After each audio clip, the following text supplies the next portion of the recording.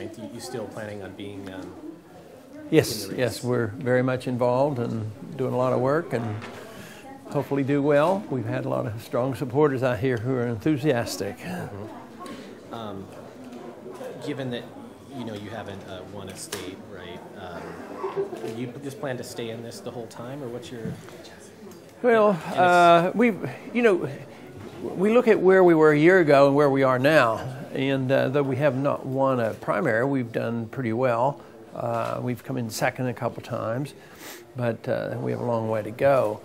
But compared to others, we're doing okay. There were 11 that started out that have been involved in the debate and in the campaign, and they have not increased their momentum. They have not improved. I mean, you take a guy like Giuliani, he starts up at the top, and finally he's embarrassed and he quits. In our case, we start very, very low, and with essentially no organization or supporters, and the number of people that we keep going up. Like, we'll probably have thousands of calls today and volunteers, just from the debates last night. So whether we're in a debate or whether people just seek us out on the internet, the fundraising gets easier and the number of volunteers keep growing. So it's just a matter of, do we have enough time to keep that momentum going to have a real good showing? Well, do you hope that your presence and your message nudges the people who are on the top in a certain direction? Like last night, your comments about Iraq looked like they got a pretty good response.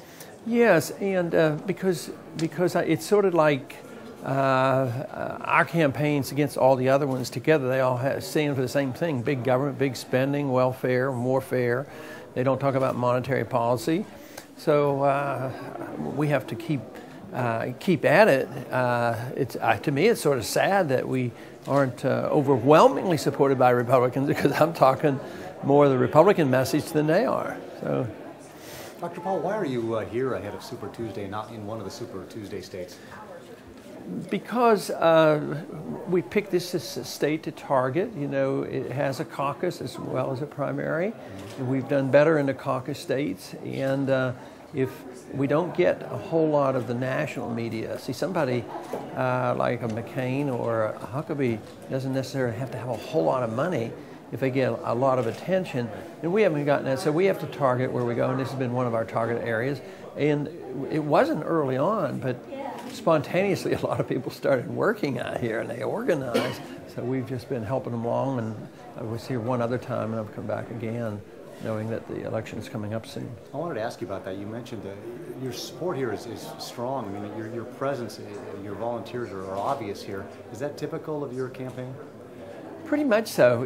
There's no moderate supporters. They're always enthusiastic, and it spreads. It's just that we haven't really cracked into the big numbers, but we're always growing. The enthusiasm's growing, and the people are willing to put out so much work and effort. They campaign on their own, they organize on their own, they raise the money on their own, and the internet obviously has helped a whole lot, because these meetup groups, I think there's over 1,500 meetup groups, and I'm sure there's several around the city here and around the state that just get together and organize and start campaigning. You were mentioning free press. Couldn't you make use of a celebrity endorsement? Where's yours? Arlo Guthrie. Yeah, there you go. That's it. And Barry Goldwater's not too bad either. I mean, that's a good identification. You see, in a way, you're running for a job whose power you want to diminish. Is that an accurate statement? Yeah, absolutely. And a lot of people would love that, because they're not looking more just another authoritarian to tell them how to run their life and tell them how to spend their money. No, I brag about that. I want to be president because of the things I don't want to do.